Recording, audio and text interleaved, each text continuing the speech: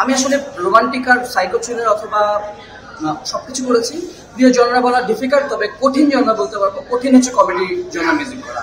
শর্তজোবা গতানুগতিক কোনো গল্প না, এটা একটা সাইকো থ্রিলার। সো একটা ক্যারেক্টারের মেন্টাল সাইকোলজিক্যাল জার্নি, সেই জার্নিটা একটা পর্যায়ে যে শেষ হয়।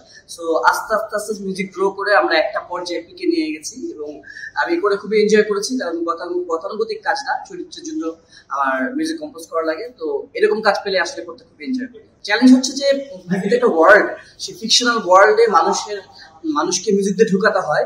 সো এই শর্ত জবার ওয়ার্ল্ড কখনো শহর, কখনো গ্রাম, বা কখনো জবার জীবনের অন্য পর্যায়ে। সো সেই জায়গাগুলো সেট করার জন্য ওই রকম ভাবে আমার মিউজিকটা করা লাগছে যেন মানুষ ওই জগতে সহজে ঢুকতে পারে মিউজিক দিয়ে। আমি আসলে রোমান্টিক আর সাইকো থ্রিলার অথবা সবকিছু করেছি। প্রিয় জনরা বলা ডিফিকাল্ট, তবে কঠিন জনরা বলতে পারবো। কঠিন হচ্ছে কমেডির জন্য মিউজিক করা।